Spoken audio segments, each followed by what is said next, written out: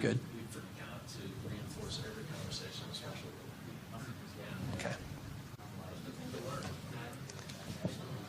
Everybody good to get started? Oh, you bet. Let's All right. do it. Let's do it. It's going to be a nice little crowd today. Just us. We've got two companies here. Bubba and I are going to tag team on this a little bit.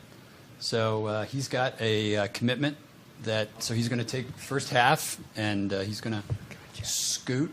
Sorry, guys. And then, so I'll be here obviously for the duration. So my name's Steve Carlisle. My company name is Market Source. Bubba. I was a fat What's baby. that? The name stuck. What can I say? I'm actually local. I'm right from here in the suburbs called Draper. And I grew up in the Bay Area. So San Francisco is really my hometown. The East Bay. So if you guys are from California, Walnut Creek, Concord, to be specific. Everybody's always like, Bay, where are you from? In the Bay. So Walnut Creek, Concord. We were announced with Dave Elkington's keynote as one of their strategic ISV partners on their kind of the app exchange they're talking about, the ecosystem. And so that was cool. So Outro now has 50 licenses, or Inside Sales has 50 licenses of Outro to help their team with referrals. We're a referral automation platform. So for hiring and sales referrals, they wanted to scale that process, and that's what we do. So that's why we're building on their app exchange so that anybody using InsideSales.com could leverage our stuff super easily. But I feel lucky I get to write for Inc., except for how often they want me to write a minimum of 4 times a month, and that is a lot of times. In order to keep my contributorship, I have to write 4 times. Man. So if you have great content, let me know, and I will get you in an article. Because, man, it takes a lot to write for those guys. My previous company, so this one's about 2 years old, venture-backed. My previous one is called Launch Leads, outbound appointment setting. So we did a lot of cold calling, like 6 million cold calls before I started Outro. And essentially we realized that just sucks, because cold calling sucks pretty bad. Still works, don't get me wrong, but 100 cold calls to get 1 demo. We thought maybe referrals and warm intros could do it. So I'm just going to take the first maybe 25 minutes because I feel so bad. I do have to leave. Our investors have a CEO summit up here, and I'm presenting over there too, and so I've got to jet right after. Anyway. So I just brought together some slides on info that we've kind of gained through research about referrals, warm intros that can help your inside sales team. So there's so many folks who everybody knows referrals are awesome. Everybody knows warm intros. I don't have to preach that, but let's talk about maybe the how and the why, so that your direct teams can get the most benefit out of it. Are you guys managing teams here? Are you guys on the rep side mostly managing teams? That's what I assumed. So you guys have the teams who are producing the results. So hopefully this insight will do. This is straight from LinkedIn. I will not claim this slide. Straight from LinkedIn, but it's pretty cool to hear that these guys are absolute #1 source is warm intros. Which I don't know about you guys, but we're not even there yet, and we are a warm intro company. So to get your #1 lead source as referrals is awesome. Does anybody say that that's their #1 lead source? Not yet. Probably would like to get there, maybe. Yep. I think we would all. So won't belabor the fact, but it's pretty cool to see. One thing that they noticed was a higher average deal size. And most people, when they're looking at referrals, just think, oh, it's just going to get us more leads. But because of the trust factor of those leads coming through, those referrals, people are willing to spend more money typically. And it's a psychological thing that they don't even think about what's happening. But the average deal size is higher, and usually the sales cycle is shorter, purely based off of the relationship and trust. Which is, we're going to touch on that a little bit more too. So I believe there was a paradigm where back in the day, pre-tech, we were all doing business based on relationships. You'd probably agree. Shake hands, take a briefcase, go get deals done. And usually it was based on if you're a good old boy or good old woman, you're going to make that deal happen because of the relationship. And then we came along the tech scene, and it was like, oh man, let's use tech to automate and streamline all this stuff. And then there came the spammers, and we all hate spammers. And so they kind of ruined this technology of marketing automation, and now we have sales automation. And Automation is awesome as long as it's done in the right way. And of course, spammers have not done it in the right way. And it's kind of hurt other efforts that we try to do in the right way. So that's why I believe 84% of these decision makers really want to trust a referral, is because they've just been hit up so much by cold calls and cold emails that they're just sick of it. So they want a trusted source to make that referral for them. And that's really where I've seen that value. This is interesting. When we're looking at hiring and sales, let's see here. Well, let's look at team sizes. How many people are like less than 10 employees in here? And that's totally cool. Startups. Love startups. Less than 100 employees. And then greater than 100. No, just employees general. The reason we do employees in general, come on in. I know it's a small group. You don't have to. Don't worry. This is where all the cool kids are, though, so come on. So it's very exciting. Oh, I'm going to talk to you next week, but I was planning on finding... I Done. We'll talk next week. See you. Thanks for coming. And so interesting thing, you guys probably with your employees, you're trying to hire your next best hire. It's most always the best hires are going to come from those referrals of people that know. They know your culture. They know what your company's like. They know if their friend's going to be a good fit before they even interview. The only problem is that 7% of them really are only coming from referrals. It's super sad. Your employees or the team members on your team don't realize that they probably have all these folks in their network that could be a great fit. They just don't even remember or take the time to think about it. So finding a way to maybe even incent those employees to really think about their LinkedIn connections and who they know, who their old coworkers are, can dramatically increase this success rate. Inside employees, we think having some sort of an incentive is good. If you're talking to your investors or your customers to get referrals, don't use incentives. Maybe send a thank you card after the fact. Because then it's something that's unexpected. They're doing it out of the goodness of their heart. And when they receive a thank you card, they love you forever, right? But employees inside, we've typically seen through our experiences that they kind of need a little extra push to do that. And then we'll skip the sales because you guys get it. So macro trends. How many of you guys bring your own laptops to work? Just over here? Or right here? Okay, so half the group. So, and then how many of you guys are using your own cell phones, or how many actually have a business cell phone? Aha, the double cell phone problem. Totally sucks. Nobody likes that. So there is a huge trend in the bring your own device. You know, the larger companies are having a harder time to kind of get that adoption. There you go. So, but this bring your own device world that's kind of coming in, and the more millennials that come into the workforce, the more we don't want the company's laptop because they don't have all the stuff we want. I want to go get the own laptop that I want. I want it to be a Mac. I want to have these apps on it. I want to have this speed, this browse, and I can take it home. And when I quit to go do a better job, I'm taking this sucker with me. So the trend is definitely to bring your own device, and we'll see, in my belief, over the next 5 to 10 years, that to be a huge increase. And the reason why that's important in referrals and with sales tools and productivity is they're going to choose which tools and products that work with the devices that they brought, not what the company is issuing. So think about that as you're building your products or as you're hiring folks. PCs, they're still alive. But in the startup world, you almost never see them anymore. It's really interesting.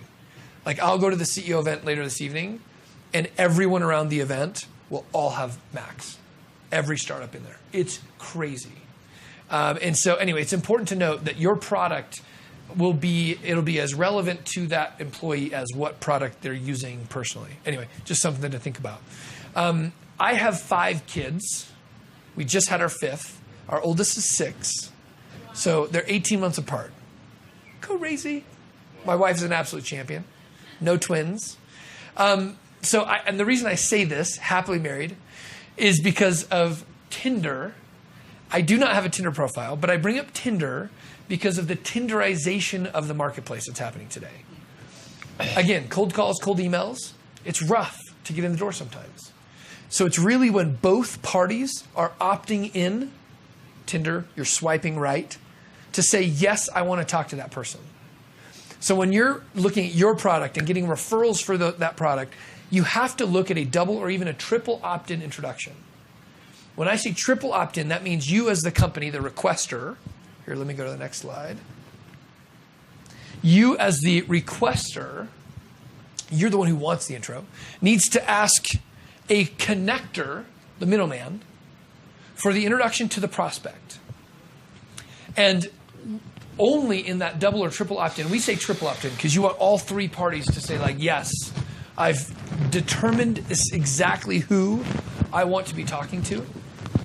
And I know who I'm going to go through to get there. And then that prospect, hopefully there's some relevance and timing and need there. But essentially, without everybody opting in, it's not going to work. The days are over with blind introductions. Those who make blind introductions are hurting their social capital. So if you are like, oh man, my friend should be introduced to this guy, let me just CC those guys together. Say, hey, John, here's Bob. You guys should meet. Go for it. Your buddy John's going to be like, what the heck was that, dude? I don't want to talk to this guy. He's going to waste my time. Why didn't you ask me first? If you asked for permission, I would have said, no, I don't want to talk to this guy. But maybe if there was the right relevance and need, then that's where the quality of the introduction can take place. So thinking through this triple opt-in process is so critical for you when you're training your teams. When they're looking for those introductions, number one, it's going to come through their relationship strength. So if your teams are not building relationships every single day, and building relationships in my mind is a give first mentality. We'll talk about that here on the next slide. When they're giving first before asking, I believe that the requester's strength to ask is only after they've helped them in some way, shape, or form. Is that making any sense? So requester, you, middleman, connector, and then relevance and timing is absolutely necessary to get there. Okay. This looks crazy, I know. Lots of arrows. But think through this process here. If we were to go the old route, now we built Outro originally on this concept of, well, shoot, we have all these clients who want intros. So let's build something so that they can ask all of their friends for intros, and they'll get lots of intros. We'll scale introductions. That was our thought process, right? And by all means, it started working. So we're like, oh, sweet, early traction. Let's go raise venture capital. We did. They actually gave us money for this crazy idea. But what we found was that the short-term result was that there were 5 of these givers, only one person receiving, and this one person receiving was kind of begging, right? They acted kind of like a beggar because all they're doing is taking. They're asking and taking. Have any of you guys heard of Techstars? It's like Y Combinator. Anybody heard of Y Combinator? Fallen on deaf ears? They're tech accelerators for startup companies. Anyway, Techstars' mantra is give first, and their whole culture is based around give first. And it's created a phenomenal feel-good experience for the people who go through this program. We went through it in Boulder 2014. It was kind of like a Harvard and Yale for startups. Really cool program. They invest money and mentor us. Anyway, I'm not pitching those guys. I don't know why I brought that up. But okay, so if you think about this, will the reciprocity truly occur? If me as a company, I'm now asking my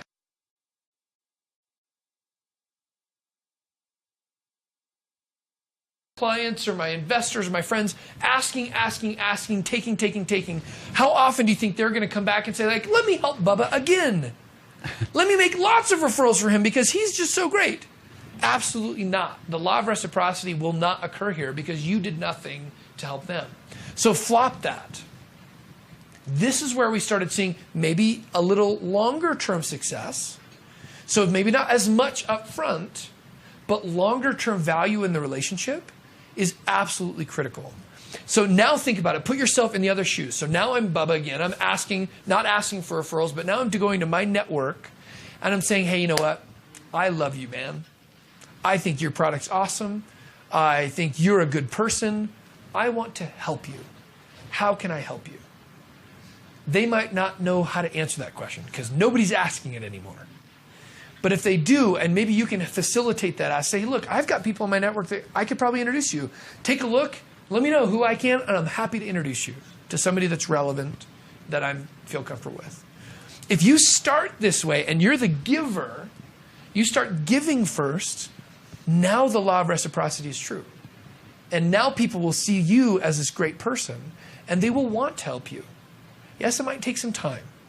But if you're asking how you can help them, what's a response that they might say in return? Well, geez, how can I help you? Oh, I'm so glad you asked. Because we could use a referral as well, trying to grow a business. So anyway, we have found that by leveraging this function, you will receive a lot more value in the long term, if that helps you. So some of these key statements, I thought this was important. I know we talked about a little bit about the cash incentive. The cash incentive is, just think about it as those who kind of need a kick in the pants to make that a push. Your employees primarily, they need that help.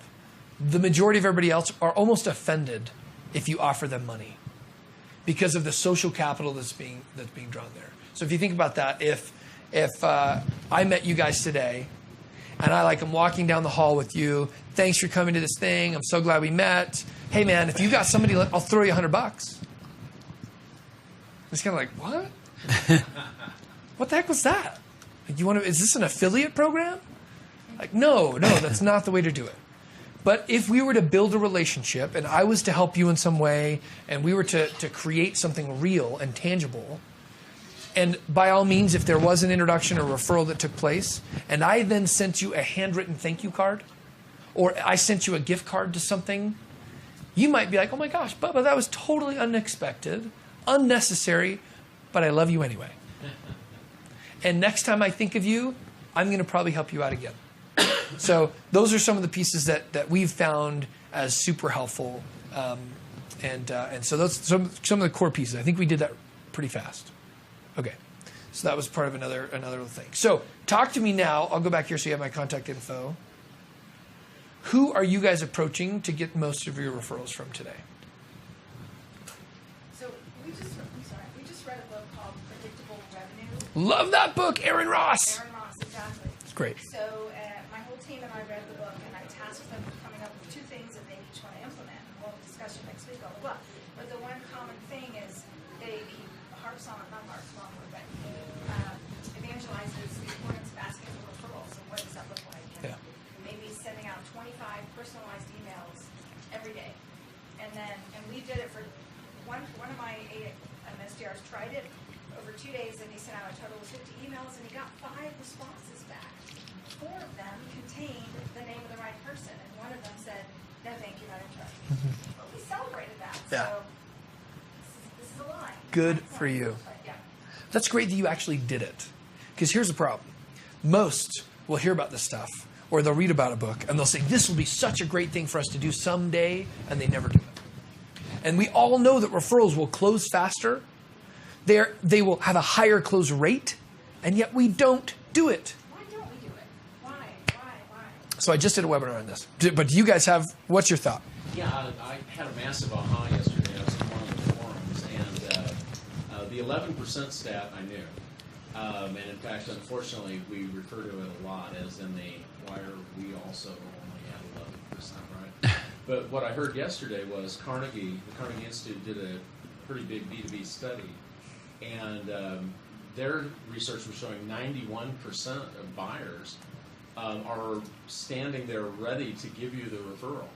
And so you couple that with the 11% statistic, and now you're really shaking your head. So what I got as the aha is we've always had as an aim that the timing to do it is at that magic moment at the close of business, where you've now secured the relationship. You haven't quite earned it yet. You haven't delivered it, but it's still the magic moment of they're euphoric, you're euphoric. Why not? Let's just all be referral euphoric too, right? Yeah. But the language I got yesterday was, why not say something in that moment as to the vehicle, how to do it and overcome the 11%, is, I'd really like to grade myself on when we have delivered this product, service, event, whatever, that you would, without question, say, my gosh, anybody that I know that has a similar need, I'd refer you.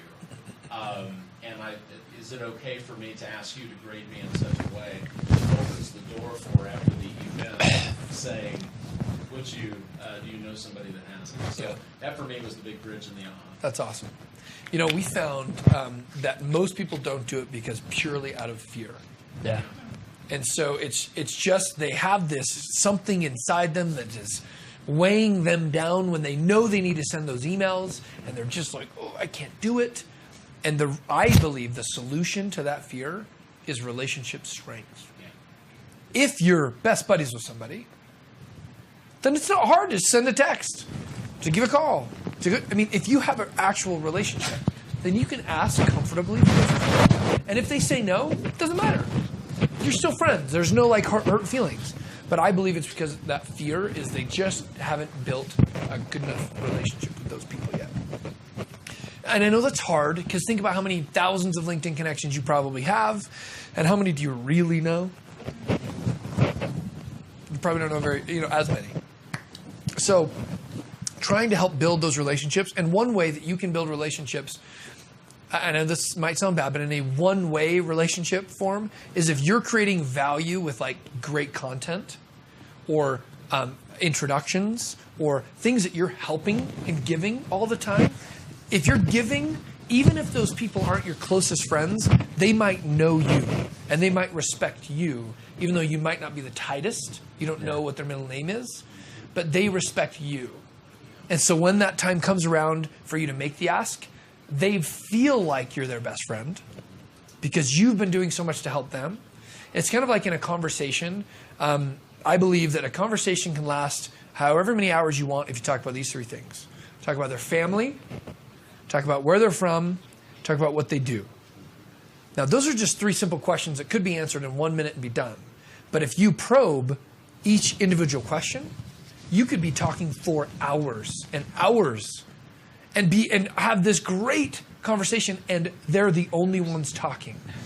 All you do is ask probing questions in each one of these three verticals, and they will be your best friends forever.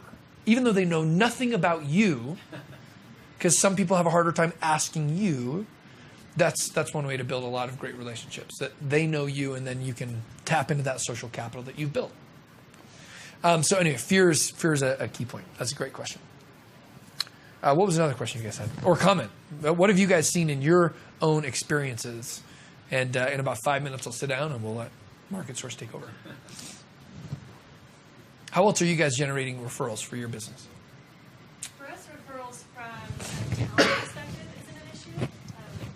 We have an incentive program on Oh, great. companies, so getting people to sell their friends on working for us, very easy. Getting people That's great. to use referrals and personal connections for business purposes, not as easy. Yeah, isn't it amazing? You're like, wait, it's an amazing company to work for, you believe in our products, you're willing to leverage this to bring in new talent, but then getting them to switch that for sales is, again, mostly the Right. Do you have an incentive program like the recruiting to help with the sales? for employees. But they're in sales, they're getting commission off of that. So, So it's hard, though, because if you think about it, if they're doing it for their own sales, but if they're like a BDR setting a meeting for somebody else, there might be just enough gap where they don't see that compensation directly that they're not automatically thinking about it. So a question I had literally this afternoon, the AAISP, American Association, we just did a webinar today. I literally hopped in the hotel room and did it. And one of the questions was exactly this: how do we incent these guys to help with sales? And so we talked about how you can build your comp plan around referrals for sales. And I know that's hard because you don't want to just have people spamming their networks per se. But because referrals close faster, because they have a better close rate, that should probably be your number one, like LinkedIn, referral source, your lead source. So you can set it up so that if, I don't know about you guys, but BDRs get comped in our business based on appointments that are scheduled and held, and then a percentage of closed business. It's kind of how we roll. But then they're different if it's an inbound lead from marketing dollars because we had to pay for that to get their lead there. It's different if they self-source, and it's even better if it's a referral. So self-source sometimes is just them doing the good old outbound stuff, but it's a referral we can't even hire because we know it'll close faster. Yeah, what was your question? I come from a real strict geographic territory Okay. background with our company, and I was talking to somebody this afternoon about that very thing and going toward compensation. And they said something that they had tried that I'm really sitting here mulling over is we have a lot of repeat business percentage with our existing customers. And we've always had, if you ask for a referral, but it takes you out of your geography, you get the equivalent of a pass-through commission on an initial sale. But this person I was talking to said, well, wait a minute. We don't have to change the compensation plan at all. But if your referral takes you out of your physical geography, they get to own the account. And I thought, oh, check that out, because then it truly incents the people going after Relationship. it. And man, the conversations here are fantastic. But I thought I'd offer that as That's a great you don't even tip. have to change the compensation plan if you come from that kind of background. So. That's great. I love that. For employees, our sales team's a pretty good party culture. So what we do is we'll organise drinks out every 2 weeks, and we'll actually encourage them to bring their friends in. And when their friends come and party with us, we're picking up the tab. It's just a subtle sell on the working for us. We even do it with some of our brokers. So we'll have brokers who refer us deals. We'll give Bring them in. What's that? You'll bring them in. No, so what we'll do is we're based in LA, broker's based in Salt Lake. Right. And so we'll say there's 2 teams, top sales rep gets a $500 Amex gift voucher. So we'll put up they get an incentive from their company, but we'll put up an additional incentive. And then what we'll do is to get them to send us more business, because it kind of ties into the same concept, is we'll say the top team for the month gets a night out, dinner and drinks, and we'll actually go out and take them out for dinner and drinks, and guess what we're talking about all night? Send us more volume. That's awesome. So we use that party mechanism to really drive the relationship and get more business out of it. That's awesome. I love that idea. I don't want to take too much more of your time. Is there any other parting comments that you guys like to leave? Okay, so last thing for me, one, connect with me on LinkedIn, because I love getting connected with you guys. But on that one slide, yeah. that last stat said 5 times more. Yeah. I think it's back one more.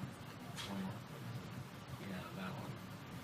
Likely to engage with a vendor when introduced through a mutual contact.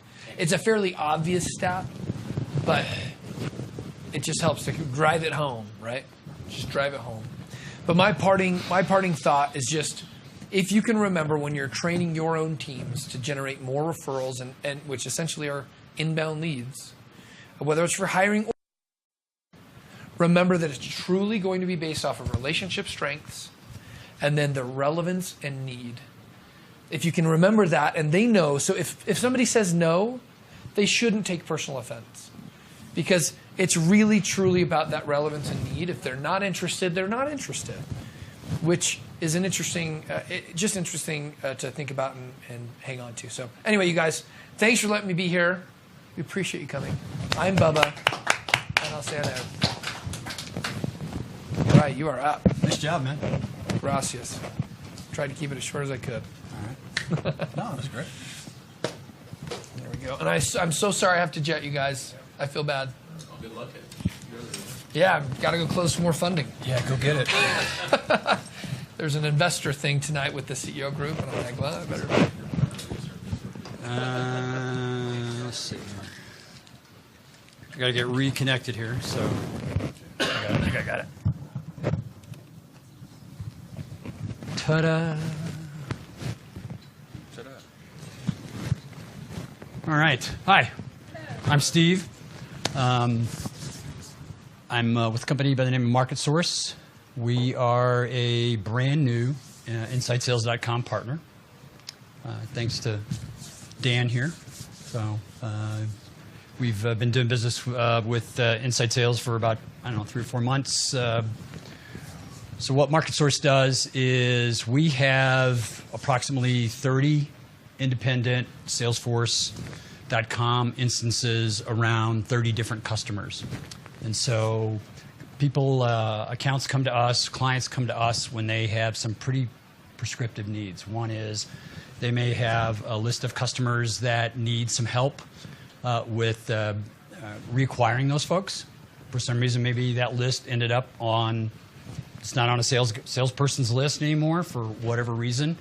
If they need to acquire net new logos, they'll come to us. If they need to acquire net new channel partners or have a base of, everybody's familiar with the 80-20 rule, right? We have a lot of clients that come to us and say, hey, look, we've got 80% of them aren't buying anything, or they're buying very, not very often, and not at the levels that we want them to. So over the last 35 years, we've put together some very prescriptive ways of how we go about helping our customers get successful in those areas. And so what we do is we'll take on, my job. I've got one of the best jobs in the world. I've been in sales for a very, very, very long time, back when the computers had like 5 megabyte hard drives. So that's meg, not gig, so very long time ago. But I've had a lot of direct management, sales experience, channel sales, developing channel sales programs, those kinds of things. And what we've come up with, there are probably about 6 or 7 really key things that we do every day throughout all of our programs in a very prescriptive way, because a good portion of our fee that our clients pay for us is at risk every month. So we get paid basically commission on almost all of the programs that we work on. So we have to be very, very good at what we do. We're constantly looking for constraints within systems to try to, within our sales process, on how to get better. Our quotas never go down, they always go up. Everybody's got that challenge, right?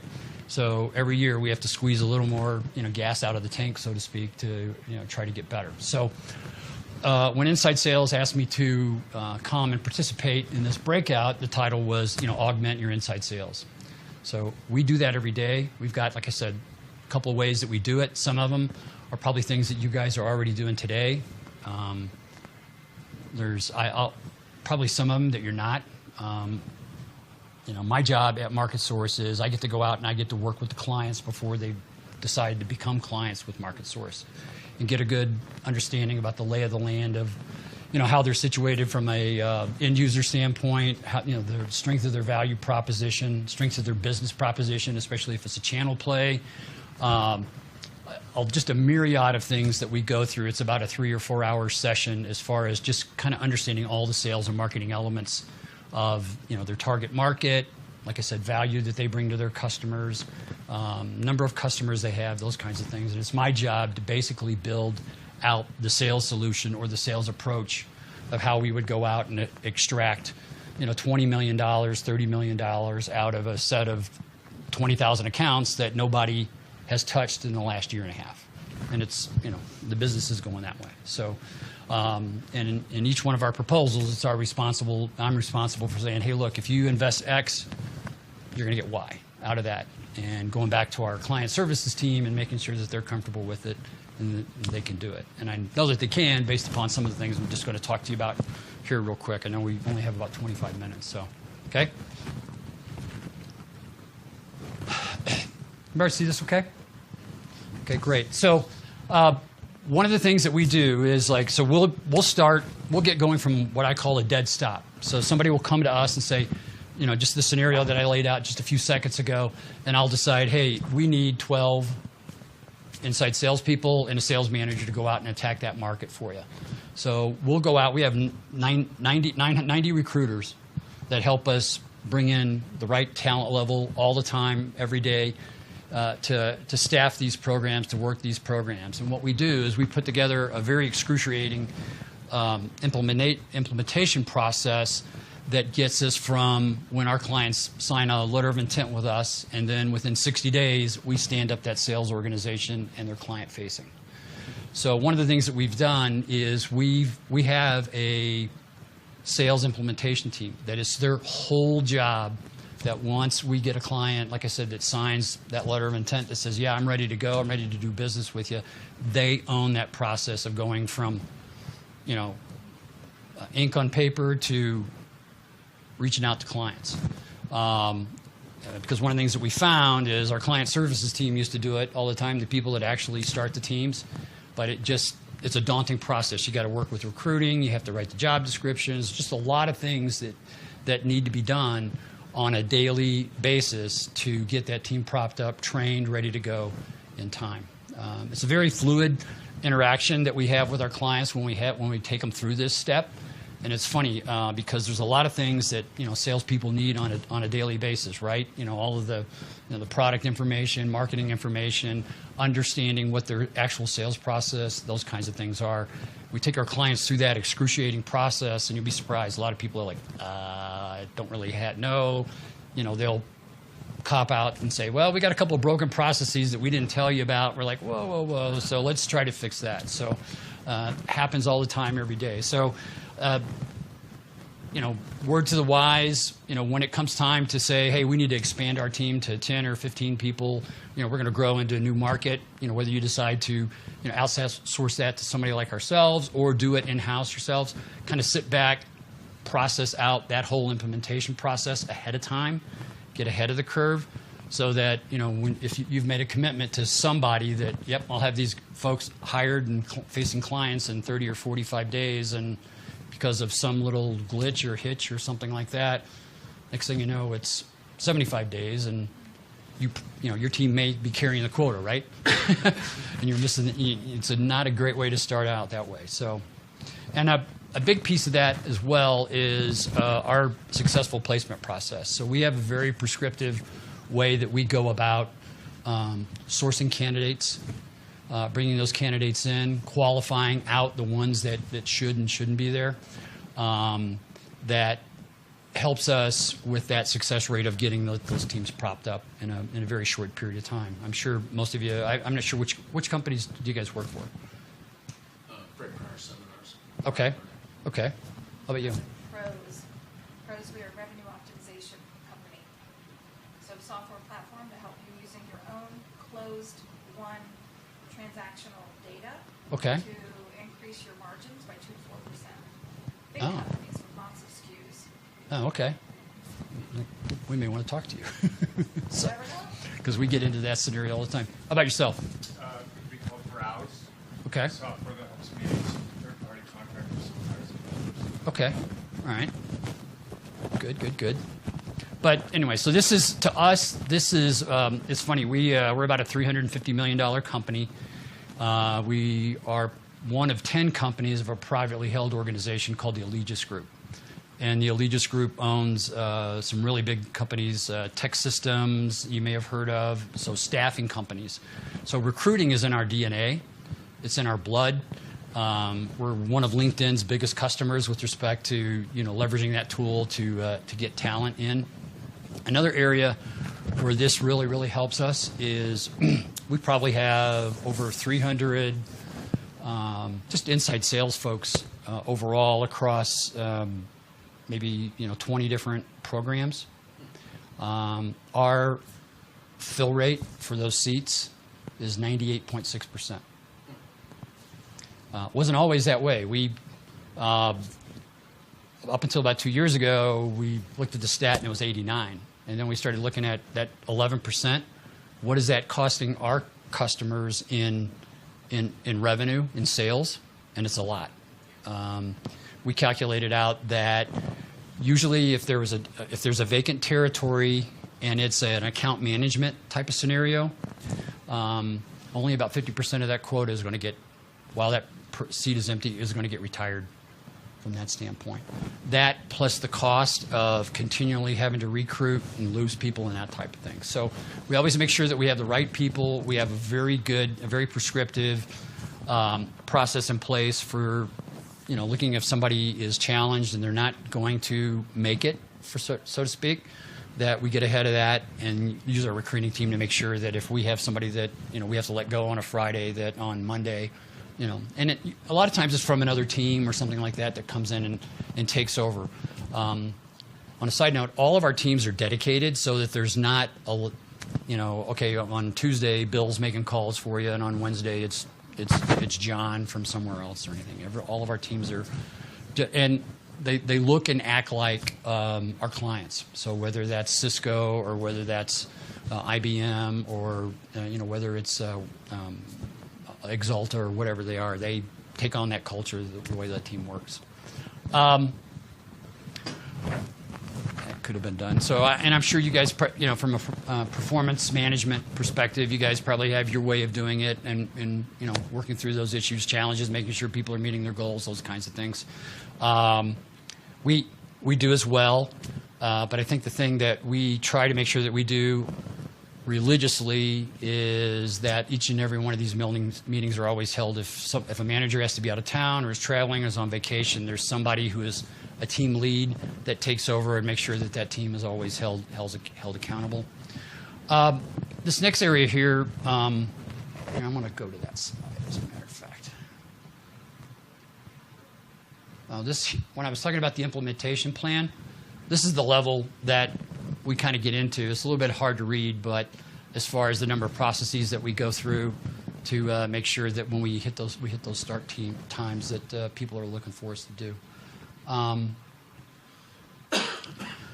So one of the things that that I ran into, this is like about 15 years ago. So I had an outside sales team and a pretty good sized inside sales team.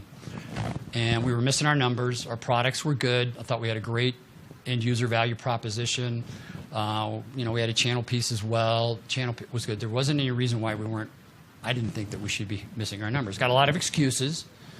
So I went back and did a lot of analysis on who people were calling, who they weren't calling, those kinds of things. And I just had a sense that there was a lot of people who were out there calling their quote-unquote friends. Because everybody not only had a number of calls metric, but also had, they needed to have, I think it was like 5 or 6 meetings, phone or outside, meetings per day. Okay? So, to get to that metric, they were calling and having, quote, a meeting with somebody that was a current account, lower level, easy to talk to, that kind of thing.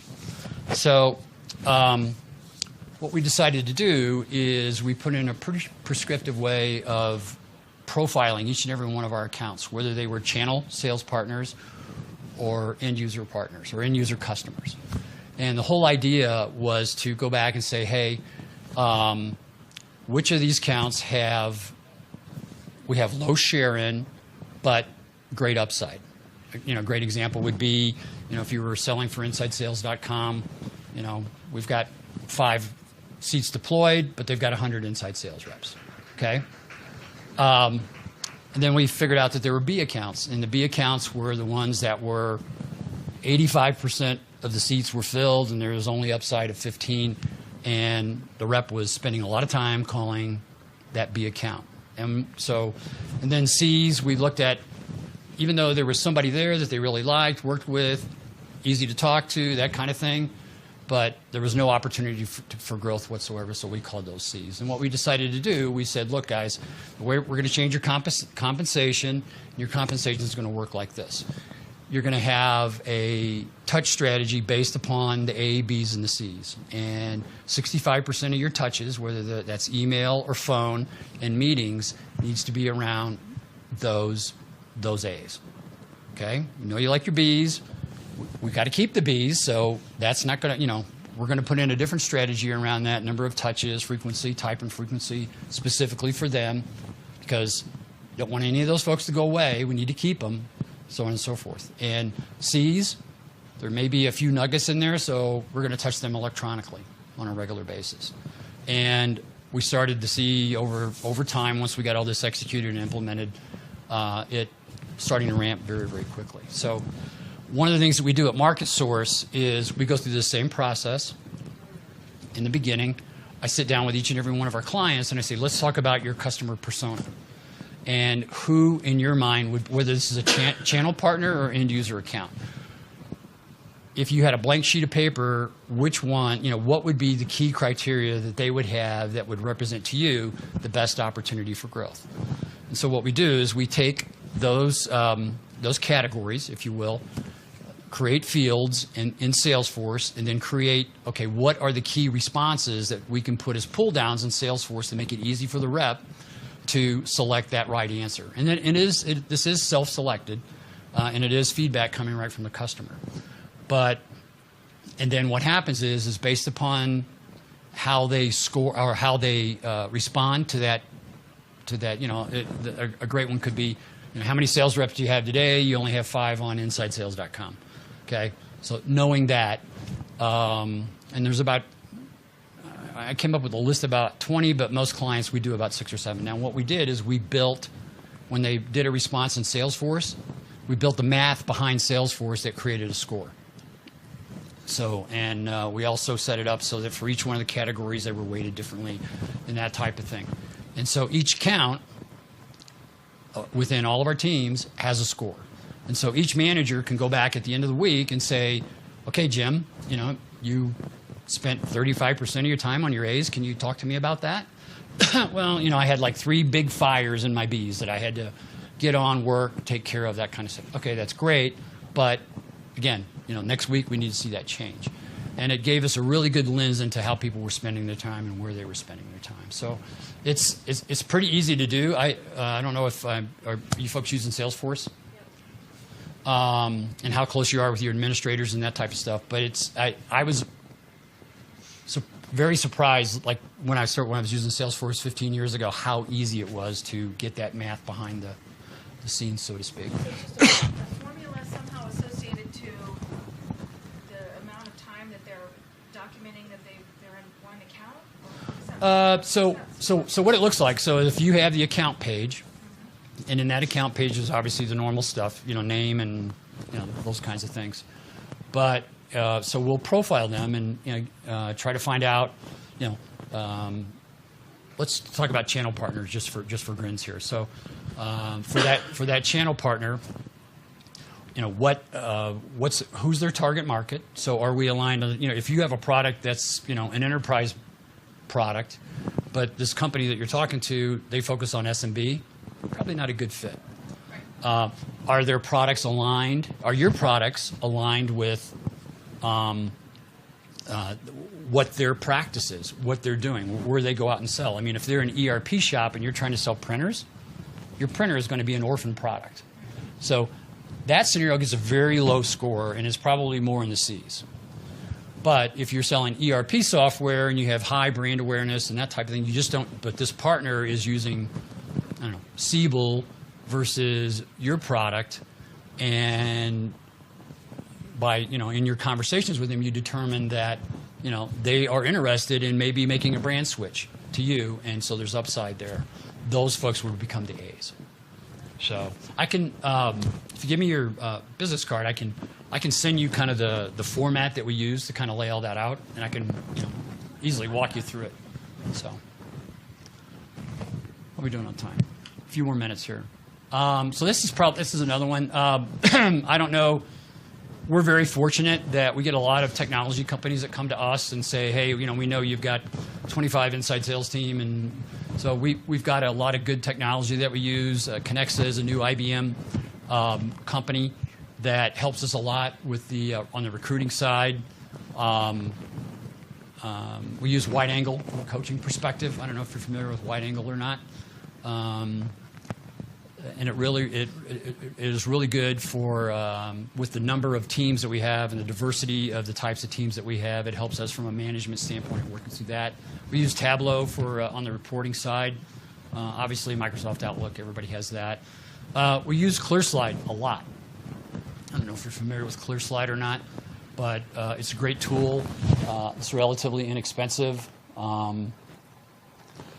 Obviously, here are some of the others down here that we tweak. We're starting to do a lot of YouTube video type stuff. So a lot of, especially when we launch a new sales team or launch a new sales, so what we'll do is we call them video business cards.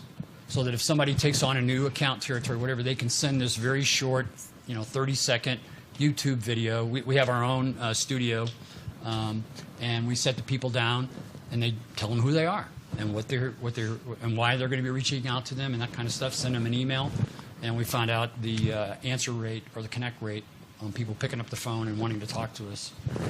It's gone up quite a bit because they got the video. They saw that it's Bill Smith is going to call them, and very short, typically about. Some of our clients like them for them to be a little bit longer. We'd prefer like over a minute. We think 45 seconds at the max is kind of the best because, we all live in a society today where, whether we know it or not, we have a little ADD, those kinds of things. Do you use it for both? We haven't done that yet. Primarily in scenarios where we're on, like, say, a database of channel partners of 4,500 partners or something like that. But we've just taken this on in the last 6 months, and it's really shown a lot of great results. So I think we will. We'll probably make them a little shorter though, because especially in that environment where they may not have ever heard of the company that we're representing, or those kinds of things. So, but and I think there's some other tools that allow you to do that. Like I said, we have our own studio because we have a big training and advocacy component to our business and some other pieces of our business. So we're very lucky that we have a pretty expensive studio environment already built out right now. But you can use things like BrainShark. It is a great tool that the reps can give them a script and they can record right there from their computer. Let's see. Continuous training. I think we're very prescriptive about this, and what that ties into is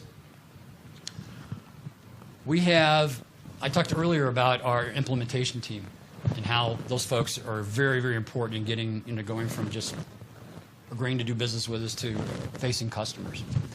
Once we get in the water with our client, a lot of things that we get into, it's like starting a new sales job. There's a lot of things that looked really great, comp looks great, and that kind of stuff. Then they hand you the database that you're going to go call, or the second or third day, you could get, whoa, this is really great, or uh-oh, what did I sign up for here? Sometimes we don't have the luxury of just saying, hey, you know what, I'm going to take I'm going to take off and go somewhere else.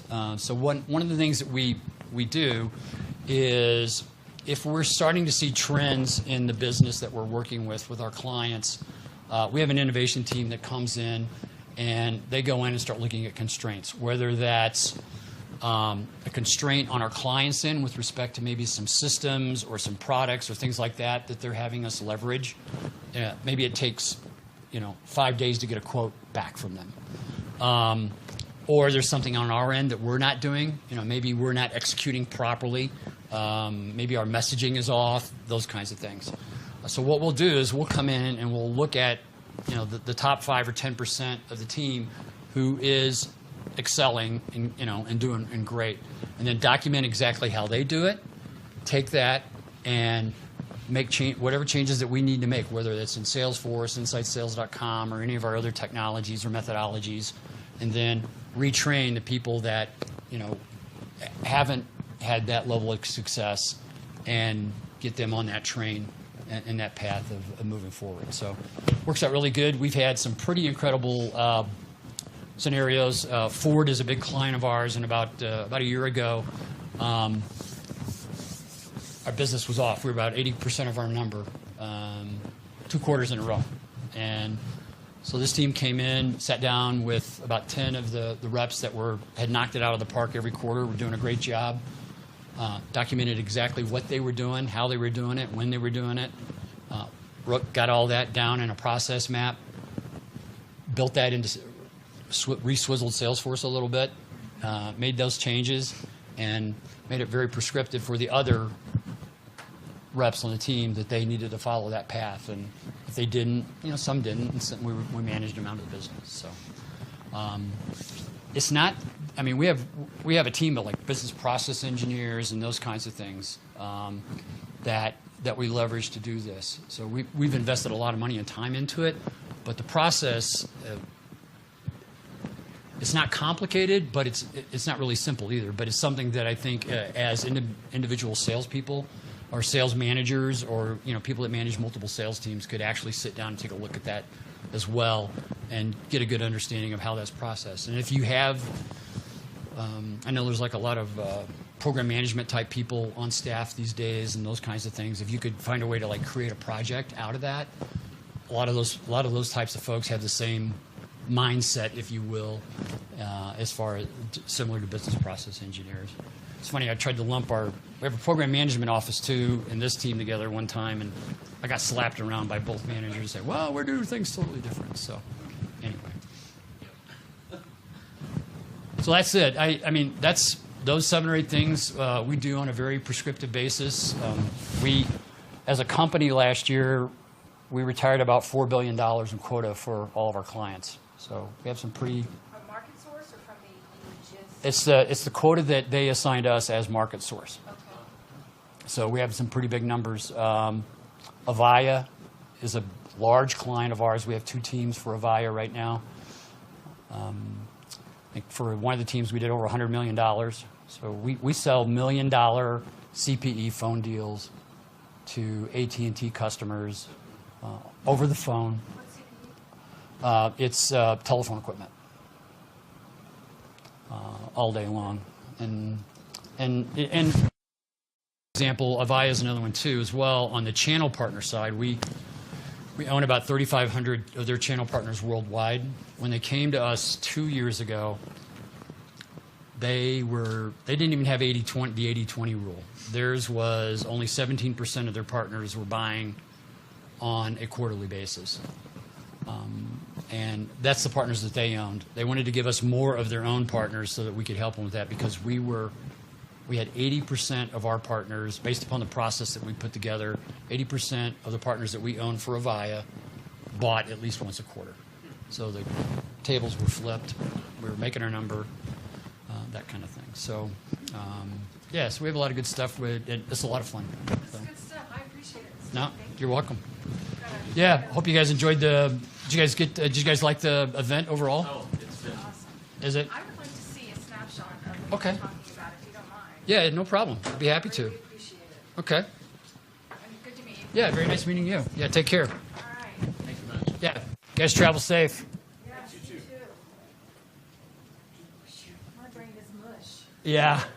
Now I've got a debrief to myself. Come up with my biggest 10, my first 5, and my first 1. Right? Oh, there you go.